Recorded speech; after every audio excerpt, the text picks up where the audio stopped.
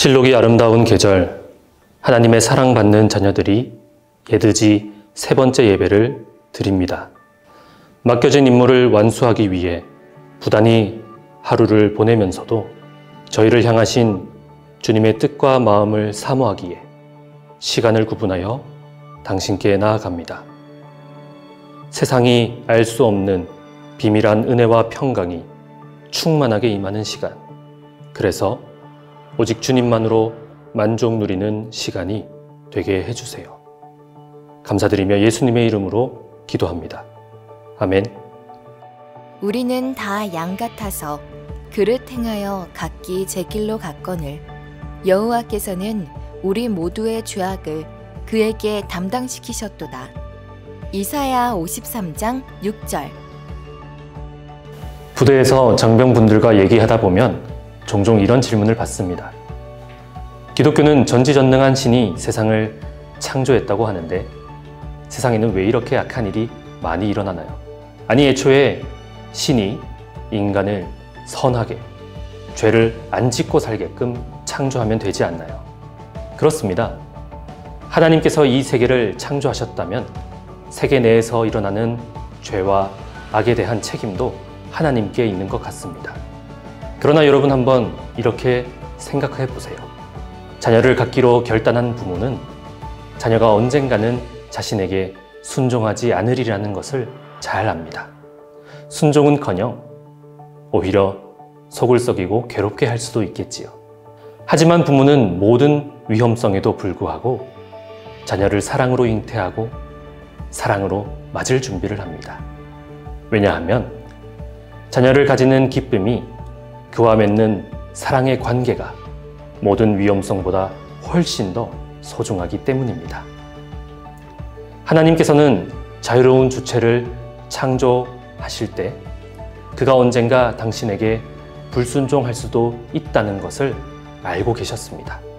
그러나 하나님께서는 당신의 사랑을 주체적으로 받아들일 수 있는 대상, 당신의 사랑에 자유롭게 반응하는 대상을 창조하셨습니다. 그렇다면 과연 자유롭게 사유하고 자기 의지로 결단할 수 있는 우리가 이 세상에 일어나는 죄와 악의 원인을 하나님께 돌릴 수 있을까요? 지금부터 대연 성결교회 임석웅 목사님의 이야기를 통해서 더 깊이 있는 말씀을 들어보겠습니다. 사람이 영적인 존재이기 때문에 이 영적인 부분을 빼놓고는 절대 인간을 제대로 이해할 수가 없지요. 사람이 어떤 존재인가, 이 질문을 개인적인 질문으로 바꾸면 나는 어떤 존재인가 이렇게 물어볼 수 있잖아요. 이 답을 알려면 사람이 어떻게 생겨났는지를 먼저 알아야만 됩니다. 창세기 1장 1절을 보면 태초에 하나님이 천지를 창조하시니라, 이 엄청난 선언이 나오거든요. 이 선언 앞에 모든 사람들은 에이, 새빨간 거짓말 아니면 참말, 자기의 입장을 분명히 해야 됩니다. 그런데 우리가 하나님을 믿기로 결심하면 하나님이 자기를 우리가 믿는 만큼 드러내 주시고 그 믿음을 통해 하나님이 우리를 축복해 주세요. 하나님이 다른 모든 동물과 똑같이 사람도 흙으로 지으셨어요. 근데 다른 동물과 사람의 다른 점이 있다면 사람의 코에 하나님이 자기의 영을 나누어 주셨어요. 그걸 생기라고 말하는데 그 생기가 사람에게 들어와서 사람이 영적인 존재, 생명이 된 것입니다. 생리학적으로 보면 사람이나 다른 동물이나 별로 다를 게 없습니다. 우리 삶이 복잡한 것 같지만 먹고 소화시키고 배설하고 이 3단계예요.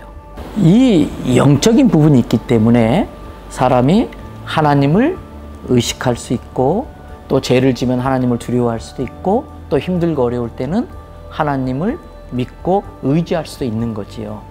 근데 이 영적인 부분을 이야기할 때에 사람이 영적인 존재라고 할 수 있는 가장 큰 특징은 자유의지입니다. 자유의지는 자기가 무언가를 선택할 때 자기 스스로 선택하는 거예요. 로봇에게 프로그래밍도 하잖아요. 그러면 딱 스위치만 누르면 주인님 사랑합니다. 주인님 사랑합니다. 근데 그건 진짜 사랑이 아니죠. 가짜지요. 근데 동물도 마찬가지예요. 동물은 본능에 따라 움직여요. 자기에게 먹을 걸 주기 때문에 본능적으로 좋아하는 표시를 하는 거예요. 왜? 더 먹을 걸 많이 얻고 싶어서. 하나님이 우리 사람에게 원하는 사랑은 하나님이 주신 자유의지를 가지고 스스로 선택하는 사랑을 원하시는 거예요. 근데 문제는 사람들이 이 자유의지를 가지고 죄를 짓는 데 썼다는 거예요.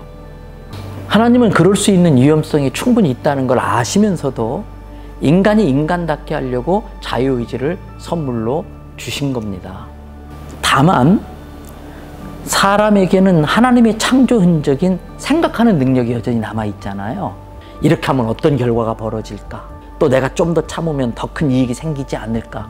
또는 사회적인 체면, 이것 때문에 그 본능을 누르고 있는 것이지, 만약에 어떤 상황이 되어지면은 그 탐욕스러운 모습 또는 성적인 욕망을 채우려고 한다든지 자기가 최고인 줄 알아가지고 다른 사람한테 하나님처럼 막 군림하려고 하는 게 우리 모든 사람들 속에는 감추어져 있어요. 이러한 타락한 인간을 불쌍히 여겨가지고 하나님이 더 이상 안 되겠다. 내 사랑하는 나의 자녀들이 지옥에 가게 해서는 안 되겠다. 그래서 인간의 몸으로 오는 가장 위험한 모험을 하세요. 그분이 예수님이에요. 우리 모든 사람의 죄를 대신해서 죄값을 십자가에서 지불하셨어요. 그리고 죄의 결과로 죽으셨어요. 생명을 다스리시는 능력을 가지시고 하나님이신 예수님이 죽은 지 3일 만에 부활하셔서 우리에게 영생을 얻을 수 있는 길을 마련해 주셨어요. 나는 어떤 존재인가? 나는 어디서 와서 어디로 가는가? 이걸 한번 깊이 생각해 보면 좋겠어요. 그래서 사람의 몸으로 오신 하나님이신 예수님이 어떤 분인지를 알고 그분을 내 마음의 주인으로 모셔드리고 그분을 통해 내 모든 죄가 해결되고 또 영원한 생명을 얻고 하나님의 자녀가 되어서 완전한 평화가 있는 천국을 소망하며 사는 사람이 되면 좋겠어요. 태어나게 하신 분도 주님이시고 호흡하며 오늘을 살게 하시는 분도 주님이시며 결국 영원한 하나님 나라에 이르게 하실 분도 주님이신 줄로 고백합니다. 온전한 믿음과 견실한 소망과 꺾이지 않는 사랑 안에서 복된 삶 영위하는 그리스도의 군사가 되게 하여 주옵소서. 지금 이 순간에도 전후방 각지에서 바다에서 하늘에서 국가와 국민을 위해 헌신하는 모든 육해공 해병대 장병들을 단단히 붙잡아 주시고 주님의 강한 손과 펴신 팔로 지켜 보호하여 주옵소서. 감사드리며 예수님의 이름으로 기도합니다. 아멘.